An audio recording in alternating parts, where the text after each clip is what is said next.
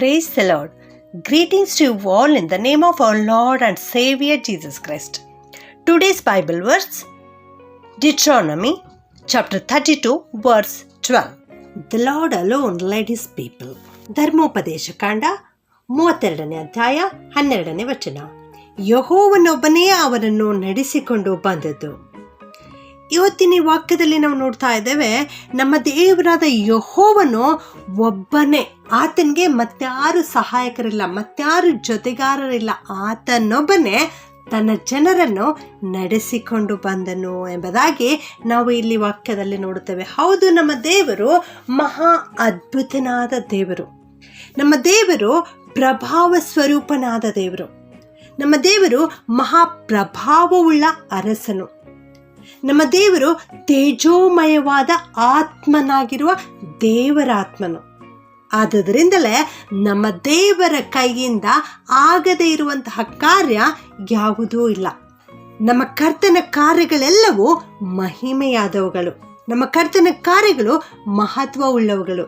ನಮ್ಮ ಕರ್ತನ ಹಸ್ತವು ಘನವುಳ್ಳ ಹಸ್ತವಾಗಿದೆ.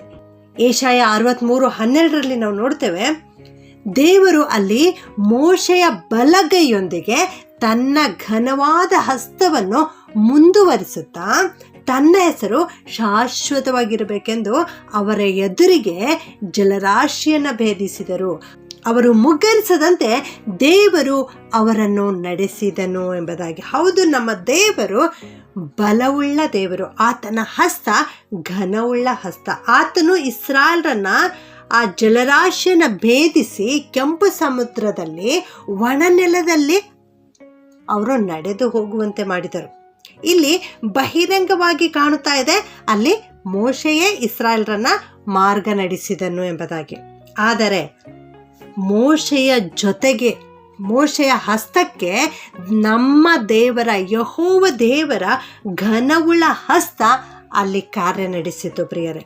ಮೋಶೆಯ ಬಲಗೈಯೊಂದಿಗೆ ಅಲ್ಲಿ ಕರ್ತನ ಮಹಿಮೆಯ ಹಸ್ತ ಇತ್ತು. ಆ ಮಹಿಮೆಯ ಹಸ್ತವೇ ನಡೆಸಿತು. ಇದುವೇ ನಿಜವಾದದ್ದು ಪ್ರಿಯರೇ.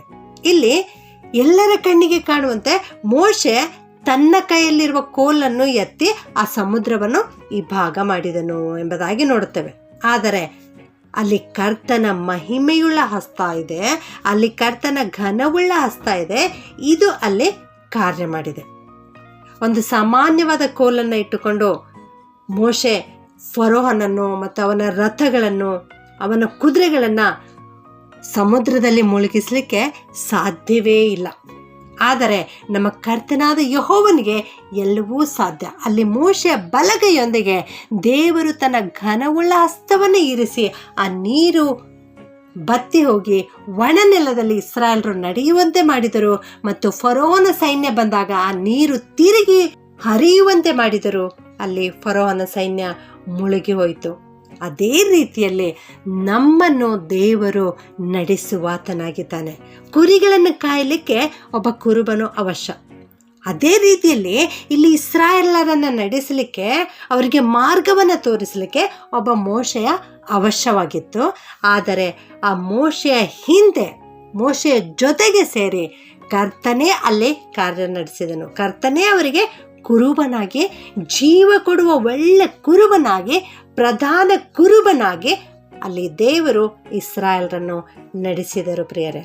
ಹೌದು, ಅಂದು ಇಸ್ರಾಯೇಲರನ್ನು ನಡೆಸಿದ ದೇವರು ಇಂದು ನಿನ್ನನ್ನೂ ಕೂಡ ನಡೆಸುವಾತನಾಗಿದ್ದಾನೆ. ಆತನ ಚಾಚಲ್ಪಟ್ಟ ಘನವುಳ್ಳ ಹಸ್ತ ನಿನಗಾಗಿ ಕಾಯುತ್ತಾ ಇದೆ. ನಿನಗಾಗಿಯೇ ಆತನು ತನ್ನ ಕೈಗಳಲ್ಲಿ ಮೊಳೆಗಳನ್ನು ಜಡಿಸಿಕೊಂಡಿದ್ದಾರೆ. ಅದೇ ಕೈಗಳಲ್ಲಿ ನಿನ್ನ ಚಿತ್ರವನ್ನು ಬಿಡಿಸಿಕೊಂಡು ನಿನ್ನನ್ನೇ ದೃಷ್ಟಿಸ್ತಾ ಇದ್ದಾರೆ. ಆತನ ಧರ್ಮದ ಬಲಗೈ ನಿನಗೆ ಆಧಾರ ಮಾಡುತ್ತಾರೆ. ನೀನು ಆತನ ಹತ್ತಿರ ಬಾ. ನಿನ್ನ ಜೀವಿತದಲ್ಲಿ ಏನೇ ಬೇಕಾದರೂ ಕೂಡ ಈ ಲೋಕದ ಮನುಷ್ಯರ ಸಹಾಯವನ್ನು ಯಾಚಿಸಬೇಡ. ಮನುಷ್ಯರು ನಿನಗೆ ಸಹಾಯ ಮಾಡುವಂತೆ ಕಂಡರೂ ಕೂಡ ಆ ಮನುಷ್ಯನ ಮೂಲಕವಾಗಿ ದೇವರೇ ನಿನಗೆ ಸಹಾಯ ಮಾಡುವವರಾಗಿದ್ದಾರೆ. ಅದಕ್ಕಾಗಿ ಎಲ್ಲ ಘನವನ್ನು, ಎಲ್ಲ ಮಾನವನ್ನು ಕರ್ತನಿಗೆ ಮೊದಲು ಸಲ್ಲಿಸಿರಿ. ಕರ್ತನ ಬಳಿ ಬಂದು ಪ್ರಾರ್ಥನೆ ಮಾಡಿರಿ. ನಿಮ್ಮ ಜೀವಿತದಲ್ಲಿ ಏನೇ ಬೇಕಾದರೂ ಕರ್ತನು ಅದ್ಭುತವನ್ನು ಮಾಡುತ್ತಾರೆ. ಕರ್ತನ ಘನವುಳ್ಳ ಹಸ್ತ ನಿನ್ನೊಂದಿಗೆ ಇದೆ. ಆತನು ನಿನಗಾಗಿಯೇ ಕಾಯ್ತಾ ಇದ್ದಾರೆ. ಯಾವಾಗ ನನ್ನ ಮಗಳು ನನ್ನ ಹತ್ತಿರ ಬರುತ್ತಾಳೋ, ಯಾವಾಗ ನನ್ನ ಮಗನು ನನ್ನ ಕಡೆಗೆ ಬರುತ್ತಾನೋ ಎಂಬುದಾಗಿ ಆತನು ಚಾಚಿದ ಕೈಗಳುಳ್ಳವನಾಗಿ ನಿನ್ನನ್ನು ದೃಷ್ಟಿಸ್ತಾ ಇದ್ದಾರೆ. ನೀನು ಆತನ ಬಳಿ ಬಾ.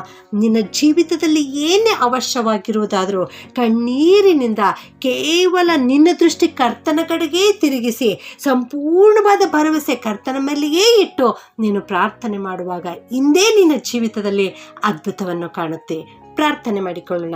ಪರಿಶುದ್ಧನಾದ ನಮ್ಮ ಪರಲೋಕದ ತಂದೆಯೇ, ನಿನಗೆ ಸ್ತೋತ್ರ ಉಂಟಾಗಲಿ ಸ್ವಾಮಿ. ನೀನು ಪ್ರಭಾವ ಸ್ವರೂಪನಾದ ದೇವರಾಗಿದ್ಯಪ್ಪ, ಅದಕ್ಕಾಗಿ ನಿಮ್ಮನ್ನು ಕೊಂಡಾಡುತ್ತೇವೆ ಸ್ವಾಮಿ. ಮಹಾಪ್ರಭಾವವುಳ್ಳ ಅರಸನೇ, ನಿನ್ನನ್ನು ಸ್ತುತಿಸ್ತೇವೆ ದೇವ. ಪರಿಶುದ್ಧಾತ್ಮ ದೇವರೇ, ನಿನಗೆ ಸ್ತೋತ್ರಪ್ಪ. ಅಂದು ಇಸ್ರಾಯೇಲರೊಟ್ಟಿಗೆ ಪರಿಶುದ್ಧಾತ್ಮನನ್ನು ಇರಿಸಿ ನಿನ್ನ ಘನವಾದ ಹಸ್ತವನ್ನು ಮೋಶೆ ಬಲಗೈಯೊಂದಿಗೆ ಸೇರಿಸಿ ಇಸ್ರಾಯೇಲರನ್ನು ಅಲ್ಲಿ ಒಣ ನೆಲದಲ್ಲಿ ನಡೆದು ಹೋಗುವಂತೆ ಮಾಡಿದ್ದೀರಿ ಮತ್ತು ಫರೋಹನ ಸೈನ್ಯ ಅಲ್ಲಿ ನೀರಿನಲ್ಲಿ ಮುಳುಗುವಂತೆ ಮಾಡಿದ್ದೀರಿ ದೇವ. ಅದಕ್ಕಾಗಿ ಸ್ತೋತ್ರಪ್ಪ. ನಿನ್ನಿಂದ ಅಸಾಧ್ಯವಾದ ಕಾರ್ಯ ಯಾವುದೇ ಇಲ್ಲ ಸ್ವಾಮಿ. ನೀನು ಎಲ್ಲವನ್ನು ಮಾಡುವ ಶಕ್ತನಾಗಿದ್ದೆ ದೇವರೇ. ಅದಕ್ಕಾಗಿ ಸ್ತೋತ್ರಪ್ಪ. ಇಂದು ಈ ವಾಕ್ಯ ಕೇಳಿಸಿಕೊಳ್ಳುತ್ತಿರುವ ಪ್ರತಿಯೊಬ್ಬವರನ್ನು ಆಶೀರ್ವಾದ ಮಾಡಿಕೊಡ್ತಾನೆ. ಇವರೂ ಕೂಡ ತಮ್ಮ ಜೀವಿತದಲ್ಲಿ ಮಹಿಮೆಯಾದ ಅದ್ಭುತ ಕಾರ್ಯಗಳನ್ನು ನಮ್ಮ ಜೀವಿತದಲ್ಲಿಯೂ ಕೂಡ ಆಗಲೇ ಎಂಬುದಾಗಿ ಬಯಸುತ್ತಾ ಇವತ್ತು ನಿನ್ನನ್ನೇ ದೃಷ್ಟಿಸ್ತಾ ಇದ್ದಾರೆ ಸ್ವಾಮಿ. ಅಪ್ಪ, ನಿನ್ನ ಘನವುಳ್ಳ ಹಸ್ತ ಇವರ ಕಡೆಗೆ ಚಾಚು ಸ್ವಾಮಿ. ಇವರ ಜೀವಿತದಲ್ಲಿ ಮಾಡುತ್ತಿರುವಂತಹ ಈ ಪ್ರಾರ್ಥನೆಗೆ ಸದುತ್ತರವನ್ನು ಕೊಡು ಸ್ವಾಮಿ. ಯೇಸುವಿನ ನಾಮದಲ್ಲಿ ಬೇಡುತ್ತೇನೆ ತಂದೆಯೇ, ಆಮೆನ್.